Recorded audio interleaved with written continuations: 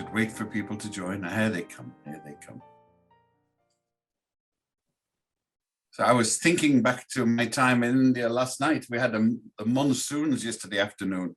The tail end of Hurricane Ida came washing through New York.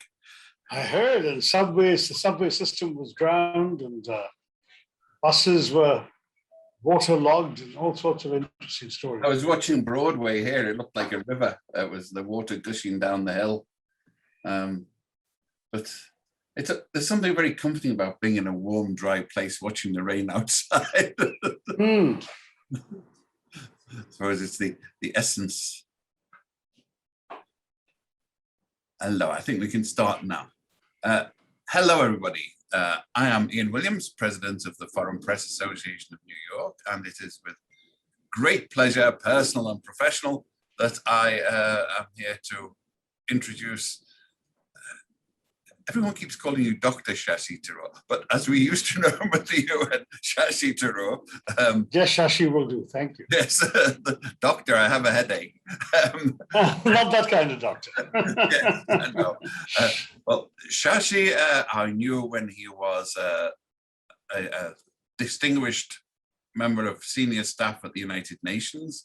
I believe it began with Perez de Cuellar when I first met you, and then on to the lamented Kofi Annan subsequently. And of course, Shashi was sadly unsuccessful in his bid for the Secretary Generalship, which came, and Ban Ki-moon was the successor. I think we miss you even more with the current incumbent, but that's me being personal about it. Shashi returned to India, became a member of the Lok Sabha, the sort of equivalent of the House of Commons or the House of Representatives in Delhi, representing a Kerala constituency for the Indian National Congress. But he's also been, from our point of view, a distinguished journalist and writer. And I read your book on the British in India while I was dying, or just before I died. I came back to life and I reread it, and it's even better when you're alive. I'm so glad that you're alive and well, above all. Yeah. Yes. So I did enjoy the book. It's very illuminating. And what I liked about it was it wasn't rancorous and vitriolic nationalism. It was calm, assured, just the facts, ma'am, and laid out the facts of the British occupation of India for all of those generations, which, amazing enough, was not done so that the British could provide nice machinery and railways and police forces to the peoples of the subcontinent. So we got such a wide range. When we tried to get Shashi earlier this year, he was actually suffering from COVID, as were so many people in Delhi. And we're still locked down here, and presumably locked down in India as well. But we're at a real strange juncture of events where all across the world, what seem to many of us idiotic reactionaries are in control, except possibly in Washington for once. But you look at India, you look at London, you look at Brazil, you look at Manila, and you think, how did these people get here? And here we have Shashi, who is a front bench spokesman, but a member of the opposition and not a member of government, when India needs some rationality in a big way. And that's the context I'd like to sort of come in. We'll get the questions from the audience as well. But India is in this juncture. We have India, we have China, which is in its own grip of reaction, as anyone from Hong Kong will testify. We have the United States, we have Afghanistan has just gone, with or without. Has it become a Pakistani satellite, or does Pakistan become a Taliban satellite? Yes, some Pakistanis think that this is their victory, and they may well be right. We'll have to find out the hard way. So, how do you see India's position in the near future with all of these juxtaposition of forces? Because India is a major power, but it's a major power surrounded by equally major powers almost. Right, yeah. Well, first of all, as far as the situation in our neighborhood is concerned, we went through a bit of a shock last year when a border that had been quite tranquil for decades, the border with China, suddenly erupted in conflict, and 20 of our soldiers were killed by the Chinese in a remote and rather sort of snow-ridden waste up in the Galwan Valley in the Himalayas. And that created, obviously, a terrible new low in the India-China relationship, which already was a major geopolitical challenge for India to deal with for the rest of 2020. But now Afghanistan has certainly been a most unfortunate development from India's point of view, because we have extremely unhappy memories of the Islamic Emirate, which was the last time the Taliban ruled Afghanistan from 1996 to 2001. Not only were they hostile to India, they actually connived in the hijacking of an Indian aircraft to Kandahar airport, and indeed resulted in the handing over of terrorists, Pakistani terrorists from Indian jails, who subsequently were involved, for example, in the murder of Daniel Pearl and so on. So it was an unhappy set of memories. And on top of that, the Taliban in Afghanistan became the basis, the source, the base for unleashing militancy, hostility, and terrorist attacks on India. So when 9/11 led the US to get rid of the Taliban government in Afghanistan, India was amongst those that sighed with relief, and then spent the next 20 years investing rather heavily in Afghan democracy. We didn't send in security forces as the Western countries did, but what we did was spend $3 billion of our taxpayers' money, which makes us the second largest aid donor to Afghanistan in the last 20 years, doing everything from bringing 24/7 electricity to Kabul, constructing the Zaran-Dalaram highway that cut right across to the southwest of Afghanistan, building the famous Salma Dam that generates hydroelectricity, building the Afghan parliament, the biggest maternal and child health hospital, and then hundreds of smaller projects, including girls' schools in many parts of Afghanistan. It was an investment in the future of Afghan democracy. And that investment has now ended up as assets in the hands of the Taliban. So you can imagine there's a sense of anxiety in Delhi. We haven't closed the door on the Taliban just in case the Taliban actually means it when their spokespeople talk about a new sort of Taliban that is going to actually not go around beating women when they are walking on the street, or forbidding them from going to school and university, forbidding them from traveling anywhere without being accompanied by male relative, all that sort of thing. And when they're also saying that they will give an amnesty to anyone from the past, every statement by the spokespeople so far seems to have been belied by an actual action on the ground that has fallen short of the assurances conveyed in those statements. So India will have to be wary, but India is trying to have some contact. And meanwhile, the Pakistanis have publicly celebrated the Taliban's victory as having broken the shackles of slavery, I beg your pardon, to quote Prime Minister Imran Khan. The shackles of slavery is what the Taliban is supposed to have broken, while they're busy imposing other shackles of slavery on other people in their own country. I don't quite know where all this is going to lead, no one does, but I will say that for India, the biggest worry in the longer term would be if the result of this Taliban takeover were the emergence of a China, Pakistan, Afghanistan axis in the region. Two big concerns there. One is, of course, China has been much more invested in Pakistan than ever before. $90 billion is what they poured into the China-Pakistan Economic Corridor, making it the single largest project of the Belt and Road Initiative anywhere in the world. And that corridor goes all the way down to the port of Gwadar and enables goods from the Gulf countries to come up the road into Western China, to Xinjiang and so on. So it's of immense geostrategic and geoeconomic value to the Chinese. That's one major investment. Second are the stories we hear of the Chinese talking to the Taliban saying, we don't want you doing anything that will mess up our involvements in Pakistan, but if you are prepared to work with us, we can be very generous to you too. And not only will we be generous, but of course, There are mineral resources in Afghanistan we could help you exploit, and so on and so forth. All of which suggests that we are looking at a pretty decent relationship between the Taliban and Beijing, an already existing good relationship between Beijing and Islamabad, and then a client-state relationship between the Taliban and Pakistan, which has, of course, sponsored and sheltered the Taliban's leaders for the last 20 years in places like Quetta, Peshawar, and Miran Shah. So to cut a long story short, here's an axis of three countries which have all been inimical to Indian interests. But unlike the last time when the Taliban were in power, this time the Russians and the Iranians don't seem as hostile to the Taliban as they were last time. Right now, they seem to be talking. They seem to have lines of communication open to the Taliban. And therefore, in any hostility towards India from these countries, they seem more likely to be neutral rather than range on India's side. So if you want to hear about India's tough neighborhood, that's the summary. We're in a tough neighborhood that just got very much tougher.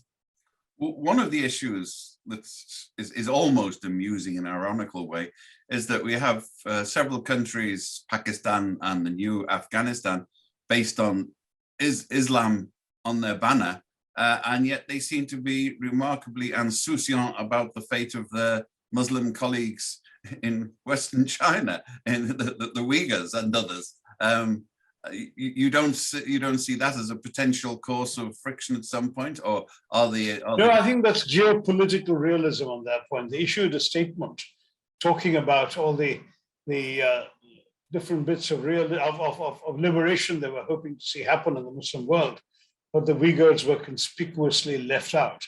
And more of Islamic radicalization has chosen its enemies. It's the Western democracies, India, Israel, but has absolutely no intention of creating a set of enemies on the other side. In other words, if you follow the principle of my enemy's enemy is my friend, then China is seen as a potential friend of these forces. And I don't just mean the Taliban in Afghanistan.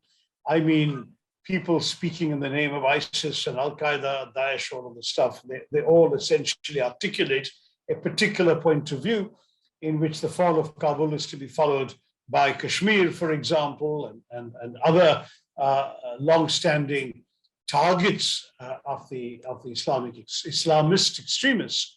But you'll never find them mentioning the Uyghurs and Xinjiang, because they know that that means taking on a powerful foe who at the moment is quite willing to be their friend. I take it this self-denying ordinance also applies to the Rohingya in Burma, Myanmar.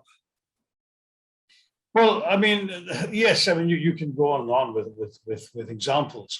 Myanmar at the moment is tranquil, but it's in many ways, from the point of view of the students and the Democrats, it's the silence or the peace of the graveyard. It really has been a very ruthless clampdown by the junta in Myanmar, and with Aung San Suu Kyi under house arrest and others having even been shot in the streets. We're not looking at a particularly pretty picture there, but the military have repeatedly shown in Myanmar or in Burma over the years that they have what it takes to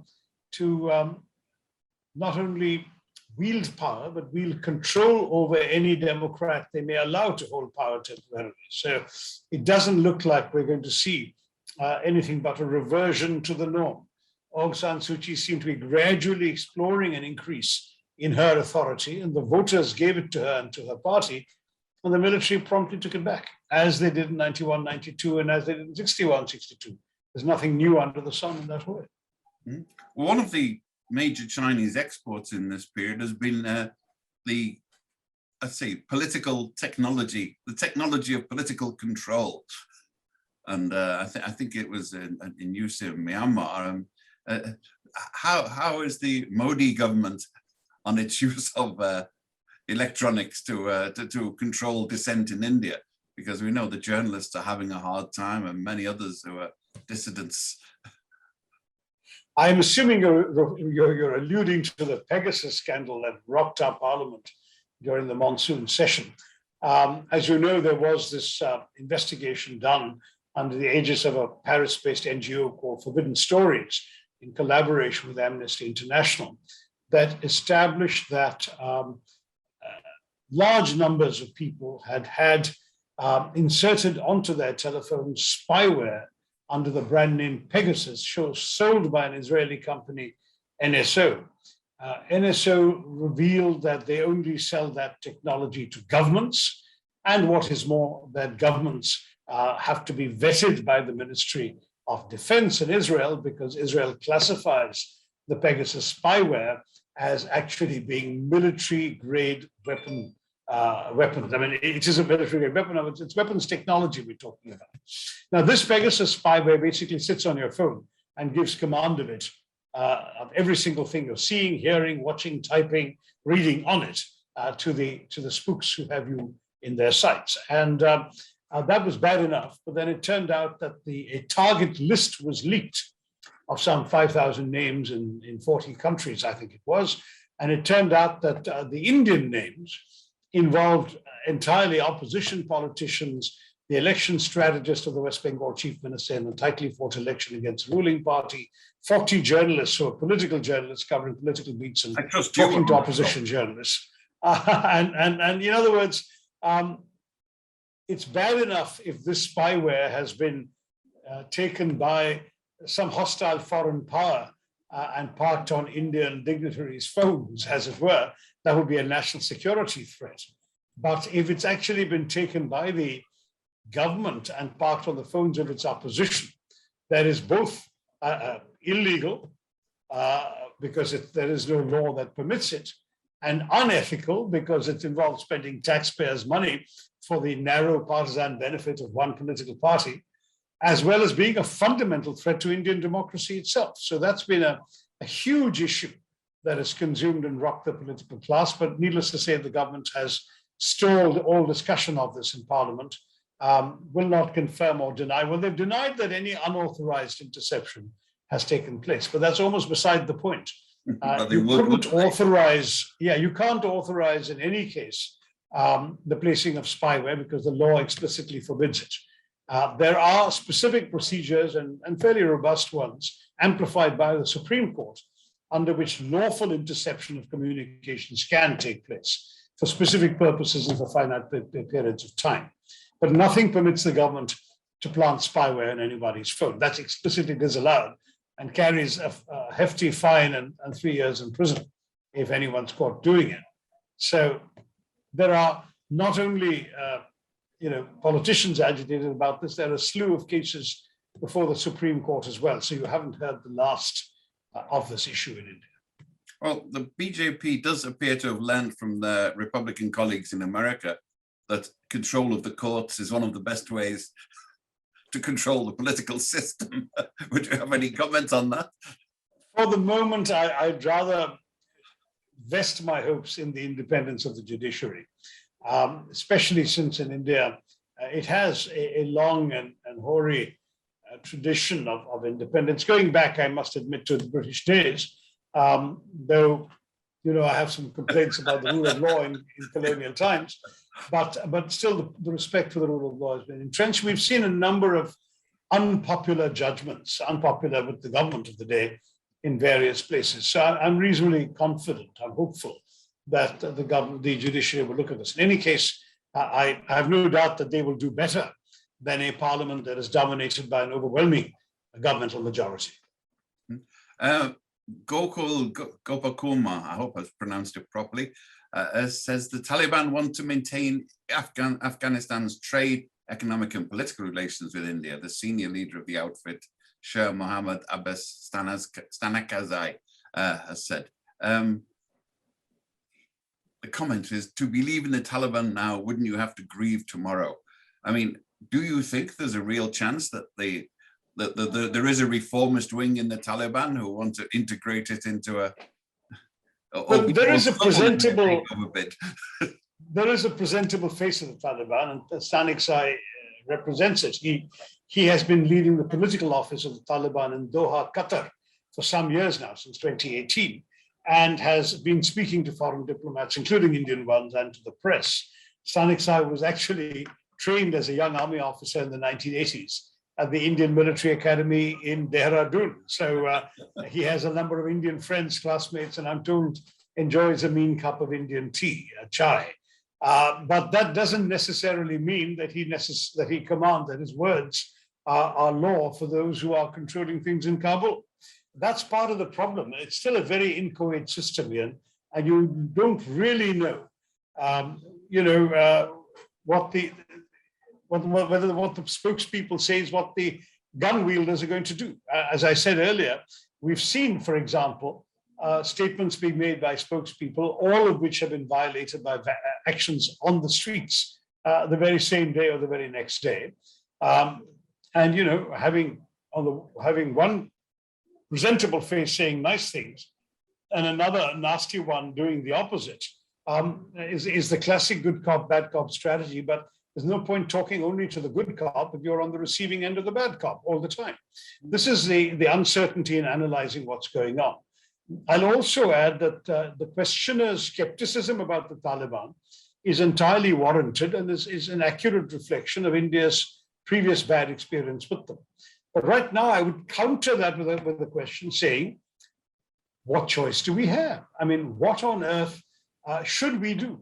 We have every good reason not to create an enemy for ourselves on our western borders behind Pakistan. We certainly need to keep lines of communication open. We have interest, as I said, $3 billion of our taxpayers' money has been sunk into Afghanistan. And finally, we have every logical argument in favor of saying that as long as they're saying they're willing to work with us, let's work with them. Not so much trust, but verify, to quote Reagan's famous dictum, but believe with skepticism and see exactly what happens on the ground. Verify from your actual experience. And I think that's something that honestly we'll have to do because we have no choice otherwise. Well, as I said in response to the earlier question, the fact is, Ian, that it's not as if we're overflowing with options. Last time around, when we did support the northern insurrection in the Panjshir Valley against the Taliban government, at that time we did have more than tacit help from Iran and Russia. This time, I don't think that's forthcoming. So it's not as if we have a credible alternative strategy. And certainly the Americans are exhausted by this, have walked away. And they're not going to be there to help a different sort of strategy. So why should we stick our necks out when we are actually living in the neighborhood and we're the ones whose marketplaces, cinema theaters, and hotels could be the focus of the next Afghan bombers if we antagonize them? Let's see if we can actually keep them more or less happy.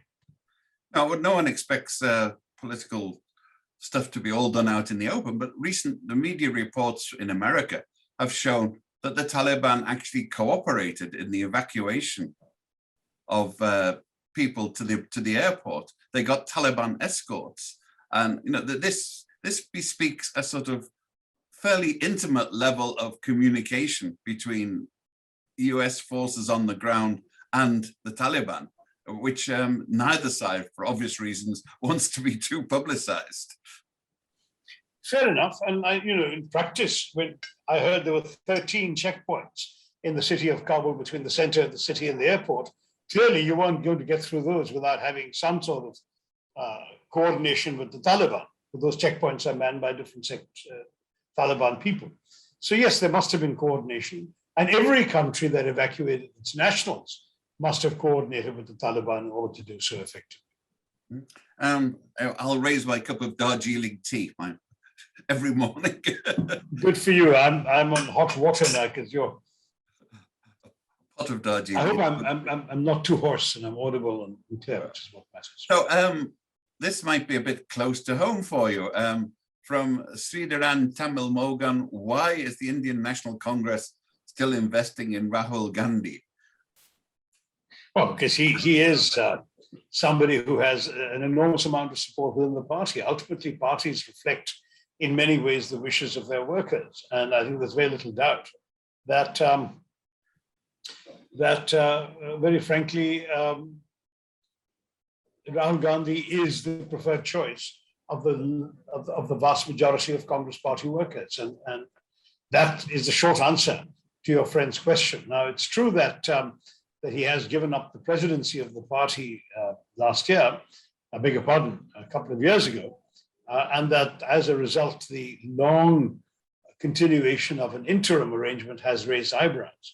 But many of us have been pushing for some time that we should see this being sorted out, clarity coming in at the top, and the party hitting the ground running in the lead up to the not just the next general elections, which are still 2.5 years away, but the 16 state elections between now and then. So there's a lot of fighting we need to do, and we intend to approach it with all the energy and clarity at our command.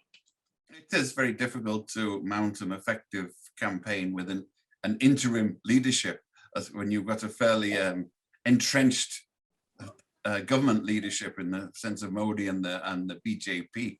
So it's are you a candidate? At the moment, let me put it this way: there are no candidates. There is no election announced. There is no process. We'll take, on the assumption that most people have that Rahul Gandhi will step back into the post. I think the question is academic. No, but as the American politician was once asked, "Oh, will you run if asked to stand, or will you stand if asked to run?" I'm at this stage going to take the fifth, or whatever the Americans also say on these matters. I think it's, honestly, the important thing right now is for the values and principles the Congress Party has always stood for to be out there, to be defended, protected, and articulated. We are looking at, as I use at the title of my next book that's to be out in America next month, there's a struggle for India's soul going on in our country. And the fact is that struggle is about something as fundamental as the core conception of what we're all about as a country. When India was partitioned by the departing British, when they hacked Pakistan out of the stooped shoulders of India in 1947, the issue that divided the country was not ideology. It wasn't Marxist versus communist versus capitalist. It was not geography. It wasn't north versus south, east versus west. It was on one simple question: should religion be the determinant of nationhood? And those who believed that their religion determined their national identity, they left the country and formed a different country called Pakistan. And the founding fathers of the Indian Republic profoundly believed, and they included people of every religious faith, that their independence struggle had been for everybody, and that the country they were establishing would also defend the rights, the equal rights of everybody. And they spent 2.5 years debating all of this in the Constituent Assembly, and wrote a rather fine liberal constitution, which has stood the test of time of 75 years. Now you have a different set of people who've come to power and who have taken a position, which I'm sorry to say is a good deal less welcoming of the underpinnings of our constitution, who are basically saying that the Hindus are the essential people of India, and that the nation should be a Hindu Rashtra, a Hindu nation, that others live here on sufferance as guests or interlopers, and that as a result, there should be a particular view of the national identity that is very different from the pluralism and diversity that we've celebrated for the last 7 decades. Now, that's a very fundamental question we're thrashing out. The Congress Party stands very clearly with that vision of pluralism and diversity, and the ruling party stands on the other side. And that's really the big fight that people like me believe is worth engaging in. I think you've made the point in the past that, in fact, the BJP position is that Jinnah won the argument in terms of sectarian statehood. Well, I think that he wanted to create Pakistan, but he had not succeeded in sort of infecting the Indian thinking about any of this. India had resolutely rejected his basic idea that that religion was what determined who you were in terms of nationality. And so we had, Muslim presidents and and heads of Air Force and generals in the army, and captains of the cricket team, and chief justices of the Supreme Court, even and so the on. chief engineer of the nuclear weapon, as I remember. Mm-hmm. That's right. The father of the nuclear program in India was a Muslim. So all of these things actually were a standing, living repudiation that India's Muslims needed a separate country to fulfill their aspirations. Until this lot has come to power, and they've certainly changed those assumptions. They're the first ruling party that's not had an elected Muslim MP. They've got a couple of token Muslims in the upper house, but none in the lower. They haven't even put forward candidates with a chance of winning anywhere. And so you've got a party that basically says we can rule India without paying heed to a substantial minority, 14% of our population. That's over 200 million people. And that's again very worrying. It's worrying for India. It's dangerous for India. And it's also dangerous, I must say, if I may be so bold, it's dangerous for the world at large, because I think the world needs India to continue to be what it was, perhaps the most remarkable example of the successful management of diversity that the developing world had to offer over the last 7 decades. And getting close to our heart and where we first met, Arman Mathur, the world seems to be in a state of turmoil, an impending humanitarian crisis in Afghanistan, a pandemic that seems to be rearing its head in many countries, and erosion of liberal democracy being apparent at the surface everywhere, as far as I can tell. And yet the UN is notably in the background. Where is it? Even granted this is a creature of its members, isn't it increasingly moving towards an anachronistic existence? Now, before you were a UN sort of civil servant and you had the vow of omerta, the thin blue line that meant that you couldn't criticize the august institution. Now, with this distance in time and geography, what is your frank appraisal of the United Nations at the moment? I must confess, from where I am, it's profoundly disappointing. Well, I must say I'm studying it a lot less closely these days because I've got more than enough on my plate with Indian politics. So you would be the better one to answer that question, Ian. But I would say that the impending humanitarian crisis in Afghanistan is squarely a UN issue. I've already seen some statements coming out of both UNHCR and out of the Secretary General's office, which are the right things. And I think we need to try and have the UN out in the lead on trying to get international assistance to the people in need there, and as well as, of course, guarantees in order to permit people to leave Afghanistan even after the official airborne evacuation ended on the 31st of August. On the pandemic, clearly the UN system, in the shape of the WHO, is in the lead, and I think though the Trump administration challenged that, I would argue that the Biden administration is happy to be committed once again to working with the WHO on that. On the erosion of liberal democracy, I don't know how much we can actually blame the UN for that. I mean, the UN, after all, flourished at a time when half the members were part of the Soviet bloc or ran dictatorships at home. So the fact is that not every period of the UN's history was reflective or embodied the shining glory of liberal democracy around the world. I would say that democracy in the world today is actually in a much better place than it has been for some time, than it was during much of my UN career. But I agree with you, Ian, that in recent years, I take it back to no more than 7 or 8 years, the last decade at most, we have seen a significant erosion, largely because of the rise of elected autocrats, people who have used democracy and their populist appeals very often to get elected, and then have proceeded to systematically hollow out the institutions of democracy that they should have been strengthening and honoring. And we've seen that in Turkey, in Hungary, in Trump's US, in India, and in more and more countries. And that perhaps is the erosion of democracy you're both talking about, where you have the formal structures of free and fair elections, a free press, free institutions, a parliament, a judiciary, and so on. And yet you find that, unfortunately, much of the substance, depth, and autonomy associated with these institutions is no longer quite so robust. Now, that is something we need to be concerned about as thinking citizens of the planet, but I'm not sure it's the UN's business, thanks to the fact that it is indeed an organization of sovereign member states. I don't see how the UN can get involved in telling and eroding democracy to start being more democratic. That's simply not the UN's job. Well, one of the weapons which the UN always had potentially, but were very loath to use, the Secretariat as an institution, was the power of naming and shaming. You know, as you know, the Secretary General has the theoretical power to bang an item on the agenda of the Security Council and can do it publicly. The point is, it's almost like if a tree falls in the forest, will anyone notice it now?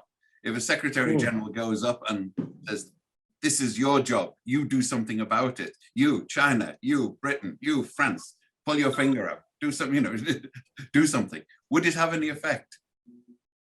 No, because I think he's got to be realistic. I don't think, for example, that China and Russia, or for that matter, almost any other government you can think of, will even consider it an admissible interference in their sovereign right to determine their own political systems. I think, you know, this is an understandable preoccupation of very many sort of right-thinking liberal intellectuals around the world.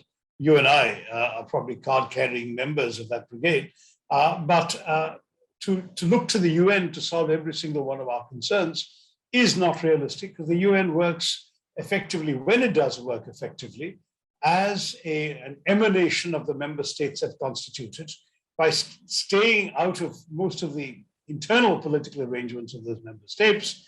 And then of course, where member states can agree, provide the political will and the resources, the UN can be an incredibly effective instrument of the collective will of the international community. And so you've got humanitarian action, you've got peacekeeping, you've got all sorts of issues from climate change to even some aspects of human rights. So the UN has been an effective advocate.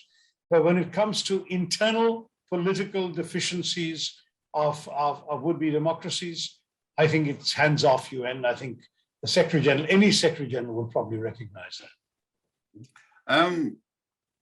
Mind you, I've seen Kofi Annan discreetly, quietly, behind closed doors and with no public noise, say helpful things about encouraging democratic processes within countries. But as I say, behind closed doors, no public naming and shaming, talking to governments in a friendly way, particularly from Africa, from the developing world, and seen him do it. And it can be done, but not by going and thumping the table of the Security Council. Yeah, well, I know that Ban Ki-moon actually was surprisingly active on a personal level, talking to people. But once again, if a tree falls in the forest, right, Yuvraj Singh Thakur has promoted you. Greetings to Sir Tharoor. No, this is a British Imperial Knight, companion of the British Empire, Alas. whatever. As we experience the abrogation of Article 370 in Jammu and Kashmir, how do you visualize the situation of Indian security in relation to that of Kashmir from the prevailing or future threat of the Taliban? And how does CAA or NRC logical in relation to what is now happening in Afghanistan? I mean, Kashmir has been a flashpoint for many years, and right. There were no good ways out, but I think we'd agree that the government of India took the worst way out in the most recent, not a good way out in its recent denouement.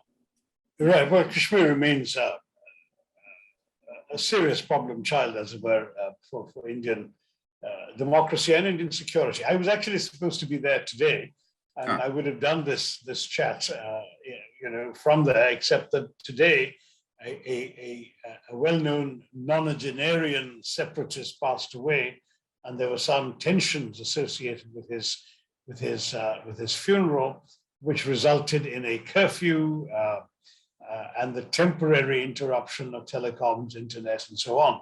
So I thought it's important to stay in Delhi and keep my commitment to you than to be stuck in a hotel room in Kashmir, unable to communicate to the outside world.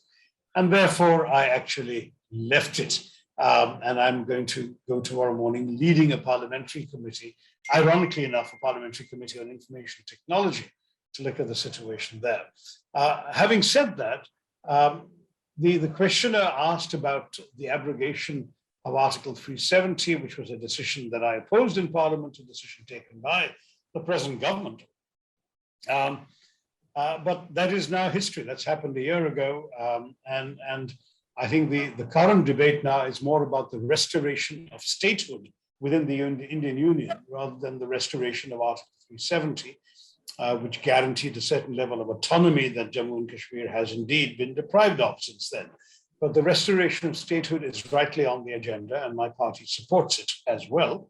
The questioner asks about CAA and NRC. CAA is the Citizenship Amendment Act, which I also denounced in Parliament when it was introduced, which essentially introduces for the first time, and this is what I was talking about, the struggle for India's soul, introduces a religious litmus test when it comes to actual Indian citizenship issues. Right now, refugees from neighboring countries are welcomed into India. It takes them 7 years to be eligible for an Indian passport.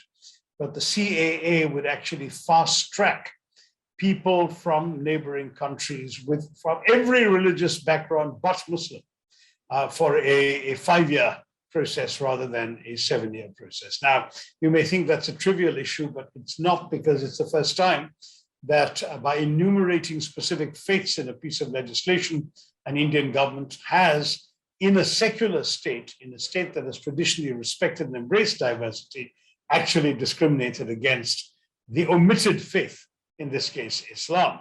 And I don't think there's a connection really between that and Afghanistan, except that it is true that those Afghan Hindus and Sikhs, of whom there are a handful, there are still 150 or so waiting evacuation to India. Many of these, by the way, are not of Indian origin. They were converted Afghans to Sikhism in the 15th and 16th centuries. Some are of Indian origin, but very few relatively. So these Hindus and Sikhs essentially have found their lives very difficult under the Taliban and are seeking evacuation to India. They would benefit, and there's some crowing going on the part of the ruling party saying, "See, you terrible critics of the CAA, finally the Afghan crisis is showing the utility of the CAA, the Citizenship Amendment Act." I respectfully disagree, because I'm also aware of many Afghan Muslims who are equally desperate to be evacuated to India, many of whom have connections to India, and we're very happy one day just live and work and be citizens of India. Why should they be treated differently from the Afghan Hindus and Sikhs alone? So my stand is unchanged on this, but if the question is hasn't this vindicated the CAA, I would not particularly agree, because I believe India should, as it always traditionally has, way before we became an independent country, we've had a tradition of welcoming the persecuted of all races and faiths, from all religions, all over the world. We have the world's oldest Jewish refugee population, going back to the destruction of the first temple by the Romans, and again, the second temple, the first temple by the Babylonians, and the second temple by the Romans. And they all showed up, not all, but I mean, a few hundred showed up in my state of Kerala, and were embraced and welcomed to settle down there. And we've had other Jewish populations coming in, never knowing a single example of anti-Semitism during their time on Indian soil. You have similar cases of the Parsis who fled persecution in Persia by the then Islamic rulers and sought refuge in Gujarat in India in the 8th century, and so on and so forth. So we've traditionally given refuge and not asked questions. What's your God? What's your faith? You come here, people are being bad to you, we will embrace you, we accept you. If that, frankly, is the Indian tradition, that's what we should be following, rather than a new Citizenship Amendment Act that seems to single out by omission one particular religious community. Now, Catherine A., obviously a fan, if you're following, you wrote Reasons of State on Indira Gandhi's foreign policy. What's your take on current foreign policy? I think we've covered that, but will we see another book on this, a sequel to Pax Indica? And this is the kicker, will you write about your days at the UN soon, or do you consider it too boring? I have actually written a foreign policy sort of book. It's called The New World Disorder, and it's a study of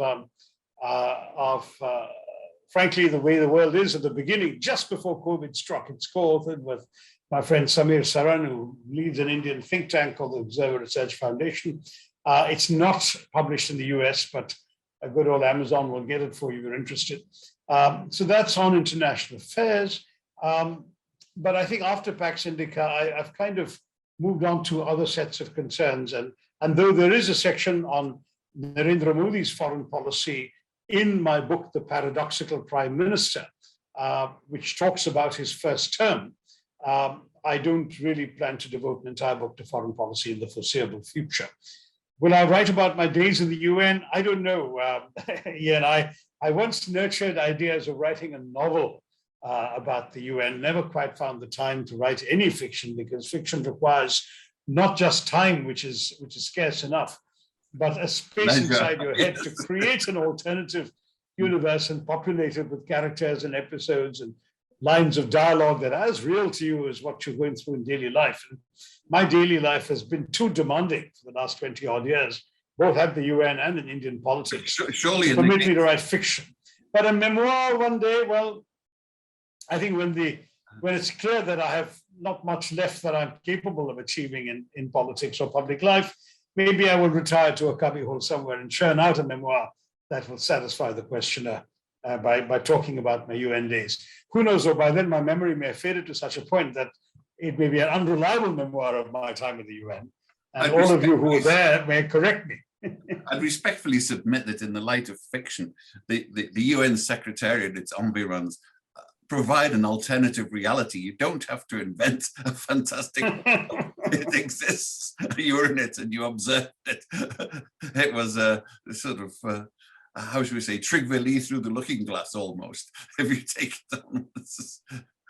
But I would respectfully suggest you reconsider about the novel. The characters are all there. We've seen people who've seen them in practice. Yes.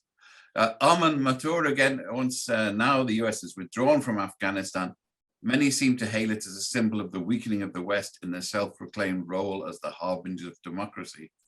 In this new configuration, how much credibility does the West, especially the USA, now possess when they pull up developing nations on democracy, since they themselves are no longer the Wilsonian shining city on the hill? I'm not quite sure they ever were that, but although they did pretend to be. But well, Wilson and then Ronald Reagan used that phrase, as you know. Yes, indeed. That's well, it is American exceptionalism theologized, I suppose. But what there is obviously, I mean, I personally think that Biden did the only thing that was available. He was completely wrong-footed because it showed that the US didn't know what was going on.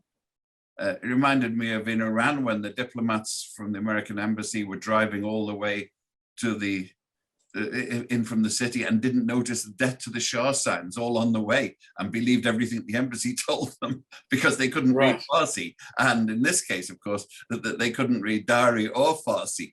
And you know, it was clearly that they were out of touch with the reality. I mean, it was a surprise, but it shouldn't have been a surprise to anyone that the Taliban had come to all of these cozy deals with the Afghan military, which disintegrated at the click of a finger. But that is a real blot on the escutcheon of the US intelligence, and therefore its prestige and power in the world, isn't it? Right. Well, I mean, I think that's fair to say that they've taken a bit of a blow that their public relations folks are going to take a while to recover from. And equally, I think it's fair to say that some of the assurances that they give to would-be allies in the future will be received with much more skepticism after the way in which the Afghan misadventure has ended. At the same time, I think, you know, it's different when you look at 20 years of war weariness and fatigue on the one hand, and a government saying that we prefer to work with democracies because we believe they embody a set of values that are needed in the world and that are better, frankly, than the alternative embodied by China. Now, if this is where Biden is drawing the line on democracy, I'm not sure that losing Afghanistan destroys his credibility at all in that regard. If anything, my counter argument would be that Afghanistan is undoubtedly a setback for America's being able to convey an assurance of power and confidence and endurance in the world. But it is not necessarily a setback for democracy per se, because democracy is a way of arranging the internal affairs of states. And all Biden so far seems to be saying is not that he will intervene in various countries to prop up democracy, but that countries that are democracies and that uphold these values and verities will be welcome to make common cause with the US across a whole range of endeavors against a different kind of tendency promoted by certain countries. Now, that's where the new dividing line is. And I'm not advocating a new Cold War 2.0, but as an Indian Democrat, I'm glad that exists, because that may still help shame some would-be autocrats in my own government into realizing that they'll forfeit membership of that club if they continue down a particular path within my own country.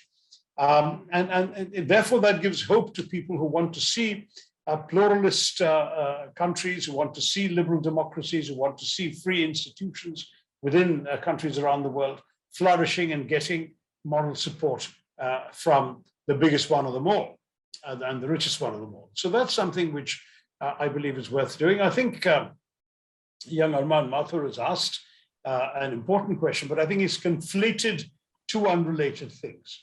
The credibility of the US as a quote unquote superpower is certainly not the same as it was.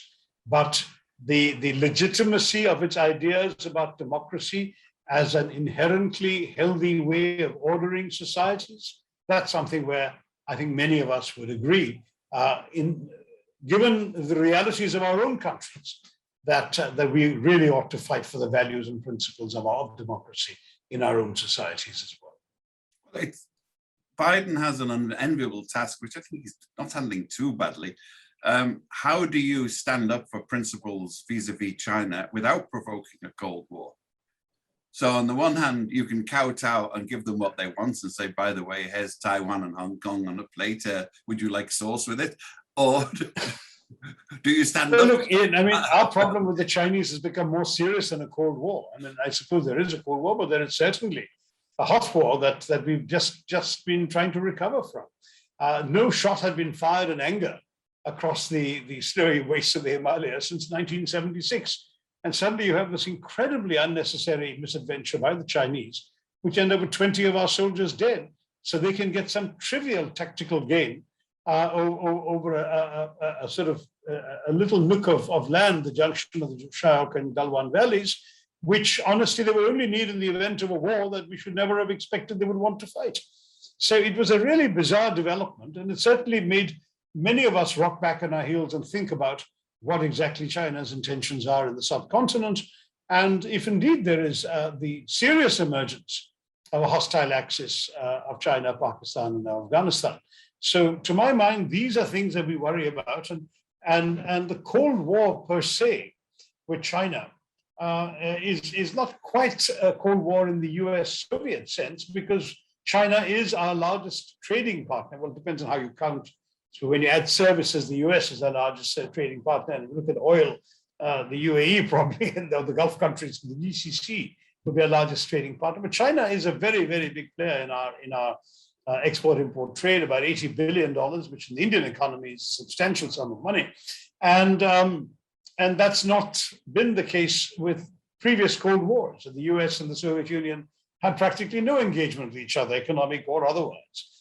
So here we have a situation where a lot of Indian companies, for example, would suddenly find themselves in very grave trouble if the Cold War erupted into a suspension of trade relations with China, for example. So this is a different kind of situation. But the fact that there has been shooting, the fact that there has been dying, these are not things that any responsible democratic politician can overlook. And as a result, there is certainly a new tension in the relationship with China and a new preparedness to recognize China as an adversary and indeed as a potential enemy, which we simply cannot afford to be complacent about. Well, I think we have reached the end, Shashi. I've got to thank you on behalf of the Foreign Press Association for making the time to speak with us. Has that somebody snuck in with a question while we were talking? It was on what we were saying. Why is it so hard for you and your party to accept that Nehru was wrong in his assessment of the India-China relation? Hindi Chini bye-bye was flawed to its core. This is, I don't expect you to comment on whether Nehru Ji was... Right. I see there's a question on the chat box from Marwa about COVID. And just to say, I'll give a short answer. We had a bad first wave and a worse second wave. The second wave was horrendous between roughly late February and late May this year, where India ran out of medicines, ran out of hospital beds. People were gasping for air and there were no oxygen cylinders available. It was a terrible situation. But we have come over the hump. And most Indian states, with the embarrassing exception of my own, Kerala, are now seeing a dramatic drop. For example, Delhi had a grand total of 18 cases yesterday, 18 in a city of some 20 million people. So we're looking at a situation where there is no doubt that India is over the worst, but might there be a third wave? No one is sure. So we will only be able to take stock once again when the next couple of months go by with the continuation of this trend. Marwa also asks what went wrong, and that's too long, I think, in the remaining time to address. But amongst the things that went wrong are governmental complacency and a few, I'm sorry to say, governmental mistakes of mismanagement, of using symbolism over substance, of excessive centralization, of disregarding the time-tested mantras of test, trace, and treat that WHO taught us all, the mismanagement of a sudden, abrupt, draconian lockdown, insufficient funding, particularly to the state governments, complacency, delays in ordering vaccination, and vaccine mismanagement. If you'd like to see some more detail on all of this, my column on Project Syndicate in May of 2021, I do a monthly column that's syndicated in 88 papers around the world by Project Syndicate from India. And this one is about India's COVID crisis. If you'd like to get more details, it's all available on the internet. Project Syndicate, my name, and COVID, and May 2021, you'll get it. I have to say that your critique applied equally to Boris Johnson, Donald Trump, and other politicians around the world. So, I mean, Modi is not my favorite character, but he's far from unique in his mistakes, missteps on this issue. So, Caitlin, if you have our next Chiron, I have to say goodbye. Thanks very much again, Shashi. Please do come to New York soon and we can host you in person. Are you coming for your, no, is your book launch coming? You know, I really would love to come and see my grandchildren. I'm now a grandfather, which you have not seen me in that incarnation. Oh, but Americans, the American authorities are not allowing the likes of me in because my own children are not minors. So if they were minors, still I could have snuck in to see them. But otherwise, I'm afraid people from India are not welcome just yet. And I'm looking forward to an opportunity to come and see my grandchildren when I can. Okay, well, we're carrying on. We're speaking now with September the 7th at 4 o'clock. We have a session with the ambassadorial roundtable on Biden, Russia, and China. India's missing off there, but I'm sure we can intrude it into the discussion. And shortly after that, A Decade with Peter Jennings by Tom Osborne, his new book coming up. And later on, since we're speaking of sort of bigoted, democratically elected people, Bolsonaro in Brazil with Richard Lapa. It's on my birthday, in fact, September the 21st. I might remember that one. So thank you very much, Shashi. Thank you very much for coming, everybody. Please join the Foreign Press Association. Please follow our briefings. This will be on YouTube, so you can refer your friends to Shashi's Pearls of Wisdom. Thank you, Ian. Good to be with the Foreign Press Association again. See you all again, perhaps in person one day next year. All the best to old friends and new who've logged in. Thank you. Thank you. Bye. Bye.